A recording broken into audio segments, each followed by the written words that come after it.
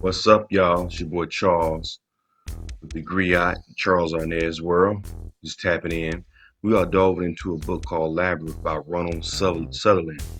It basically goes in detail about the operations of death row and also the investigation of Tupac and Biggie. Let's go ahead and play a little excerpt from this book, y'all. Hit the thumbs up button, subscribe to this channel. Let's check it out. And I'm gonna come back with my reaction. Tupac tipped his hand more by what he did than by anything he said. During early 1996, he insisted upon negotiating his movie deals without Suge Knight's agency. And in February of 1996, Death Row's biggest star formed his own and entirely separate production company, Euthanasia, then brought his old friend Yasmin Fula to LA to run the business. From the first, Fula found it difficult to obtain any financial accounting from Death Row Records. Whenever she sent Suge Knight's office a request for documents, Fula said what she received instead were cars and jewelry. She began to feel there was this dark cloud over us, Fula told the New Yorker's Connie Brook. I knew so much was wrong. While Tupac would not let Fula prod Suge Knight with legal threats, he did refuse to let any of his younger cousins sign contracts with Death Row. Tupac also began to rely increasingly on his East Coast attorney, Harvard Law School professor Charles Ogletree, who was frustrated by his dealings with the rapper's Los Angeles lawyer, David Kenner. Since Tupac's finances were entirely controlled by Death Row, he had no choice but to rely on the record company's assistance in settling Tupac's numerous civil lawsuits, Ogletree complained. David Kenner would tell him the check was in the mail, then that it was being sent by FedEx, then that it was being wired. The money never seemed to arrive, however. By that summer, Tupac had become increasingly overt about his plan to escape Death Row. He had a strategy, Ogletree told Connie Brook. The idea was to maintain a friendly relationship with Suge, but to separate his business. That was not a difficult thing to accomplish legally, Ogletree said, but you have to live after that. It was a question of how to walk away with your limbs attached and your bodily functions operating. Tupac and Suge, at least, were still united in hostility toward their rivals at Bad Boy Entertainment. Tupac's first album released by Death Row Records, 1996's All Eyes on Me, sold more than 500,000 copies during its first week in the stores, earning $10 million, second only to the Beatles' anthology as the best commercial opening in the history of the music industry. Wow, Executives at other labels were duly impressed, but even more astonished by the vehemence of Tupac's attack on Puffy Combs and East Coast rappers in the song Hit 'Em Up. Especially startling was Tupac's vicious assault on Biggie Smalls, whom he continued to blame for his shooting at Quad Studios. For several months before the album's release, Tupac had been seen at parties in LA with Biggie's wife, singer Faith Evans.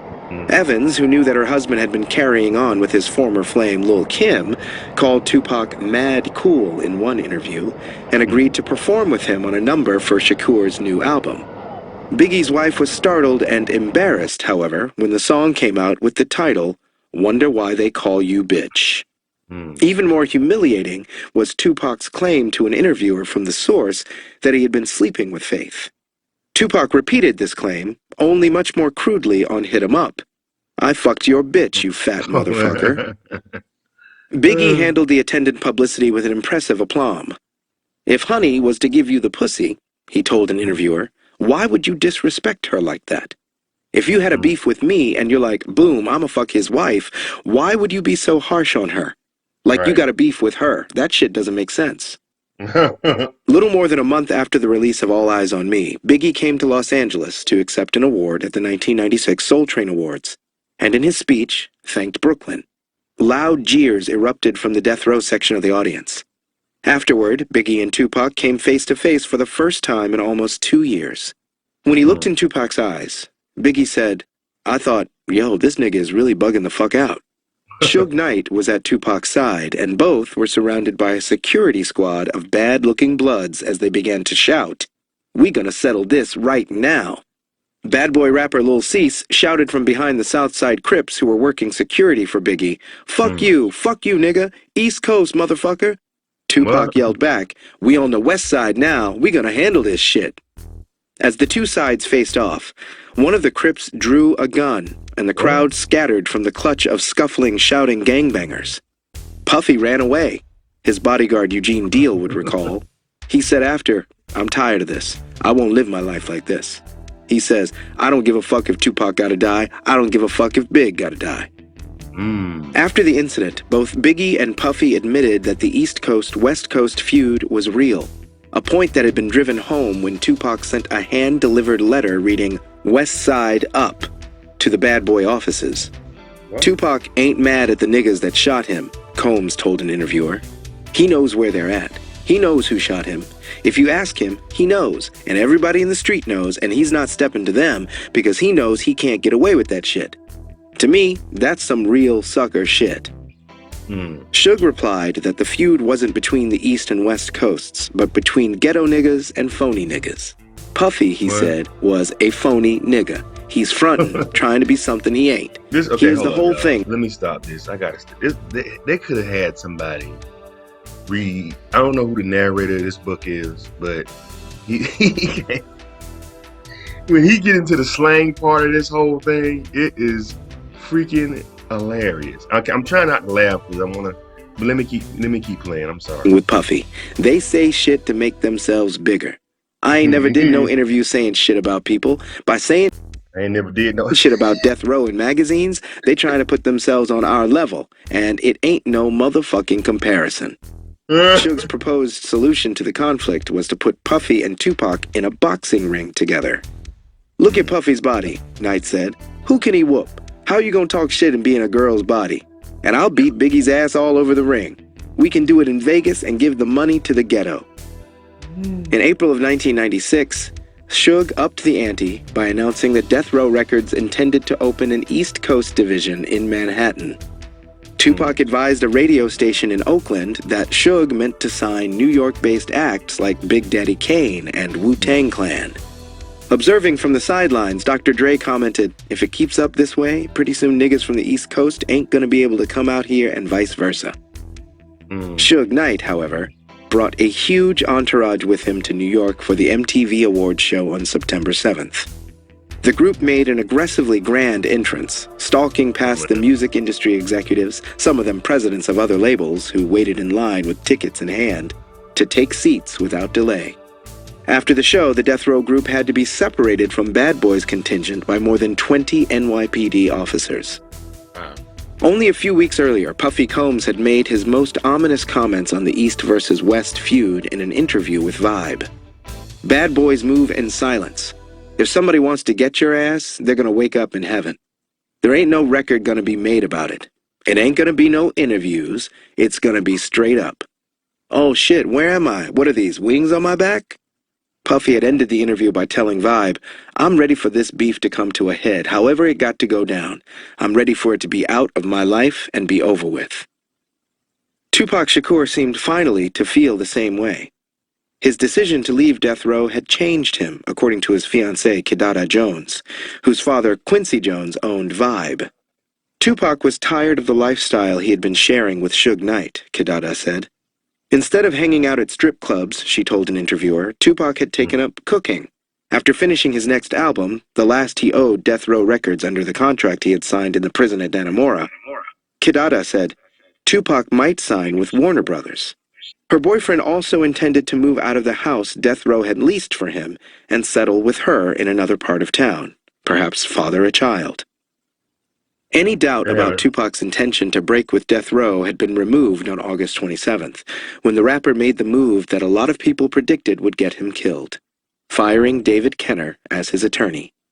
Outside the MTV Awards show 1 week later, Tupac seemed intent upon defusing rather than escalating the East versus West feud.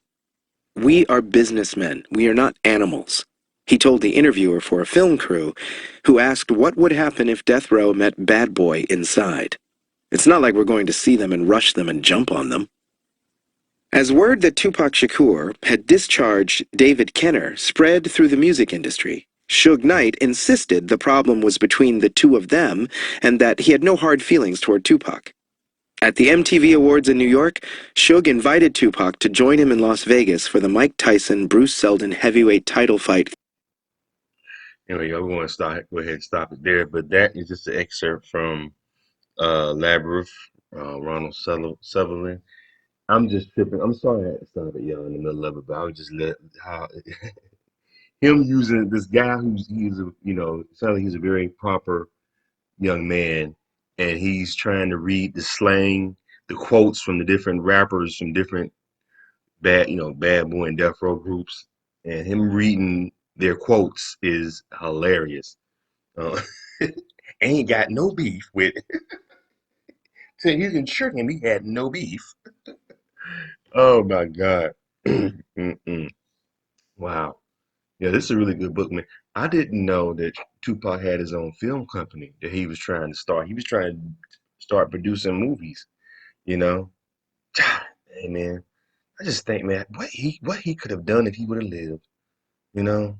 And it's just sad that brothers just can't get along. Like the fact that they got to have 20 police officers to keep two black group of black men from killing each other. That's who do y'all doing music. You think music would bring people together, but we find a way to take music and use it as a tool to go against each other. You know, I was just thinking about the whole thing with Bootsy being arrested. Like you either gonna be a gangster or you gonna be an entertainer. You can't do both. You know, and you see what happens when they try to do both. You see what happened to Death Row. It was trying to be gangster and be an entertainment company. They wanted to be they wanted to be like the mafia and be a record label at the same time. That don't work out. And as you can see, Death Row, which could have been a beautiful record label. If Death Row was ran properly, could you imagine what could have been with that? That would have been a multi black owned billion-dollar company. Because you gotta think, Dre would have stayed, Tupac would still be alive. He would have probably signed 50 Cent, Eminem. You see what I'm saying? All that under one roof. Come on, man. Anyway, what do y'all think about this book, Labyrinth by Randall Sullivan? It's on audio. It's on Audible, so you guys can go check it out. Whenever you get a chance, give me a thumbs up button and subscribe to my channel. Appreciate it, guys. Y'all take care.